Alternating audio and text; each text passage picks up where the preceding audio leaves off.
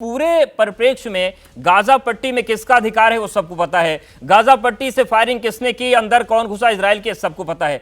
कहीं ऐसा तो नहीं कि फिलिस्तीन के समर्थन के बहाने हम उन आतंकवादियों का समर्थन किए दे रहे हैं जिन्होंने मासूम बच्चों तक को नहीं छोड़ा। मुझसे सवाल है जी बिल्कुल, आपसे हाफिज जी।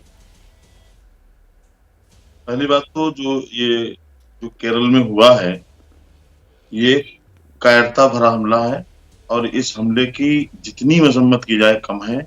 और ऐसे हम लोग की बाकायदा केंद्रीय सरकार अच्छी तरीके से सही ढंग से जांच कराए कि जिसका नाम अभी आपने बताया है इसके पीछे कौन है। ये अकेला नहीं हो सकता, इसके पीछे बहुत बड़ी लावी हो सकती है। वो लावी कहाँ की है, कैसी है, ईमानदारी से निष्पक्ष इसकी जांच होनी चाहिए।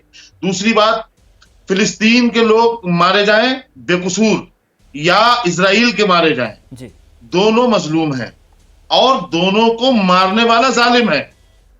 चाहे वो फिलिस्तीन के बच्चों को मारने वाला हो, चाहे वो इजराइल के बच्चों को मारने वाला हो। लेकिन हमारे यहाँ रणनीति क्या है? हमारी यहाँ रणनीति ये है कि अगर फिलिस्तीन के लोगों ने या किसी संस्था ने इजराइल पर हमला किया तब तो वो आतंकवादी है।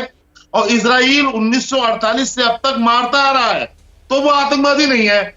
2008 से लेकर के और 2020 तक का डेटा निकालिए। बहुत सही बात हाफिज जी कह रहे हैं, लेकिन सवाल यह है कि लड़े आपस में इजराइल और फिलिस्तीन और बम फूटे केरल में, तो फिर इसको कैसे जस्टिफाई करेंगे? ये क्यों हो रहा है? उधर फूटे इधर क्यों फूटे?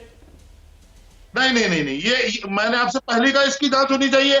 जैसा कि हमास के नेता ने केरला में एक कोई मशाल, खालिद मशाल है, उसने जो अपनी तकरीर की, वर्चुअल तकरीर की, इसका मैंने खंडन किया। ऐसा बिल्कुल नहीं होना चाहिए हमारे देश में।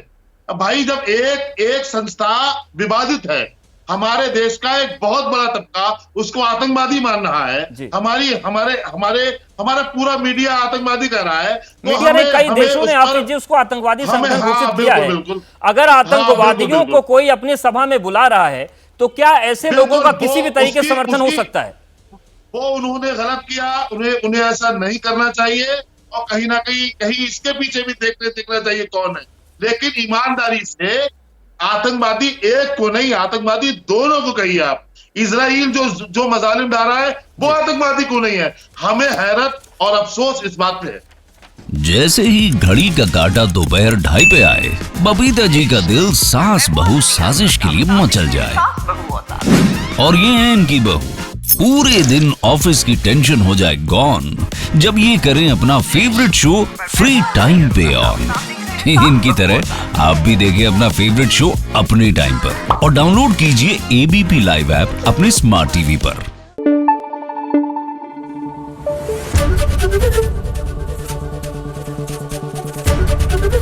एबीपी न्यूज आपको रखे आगे।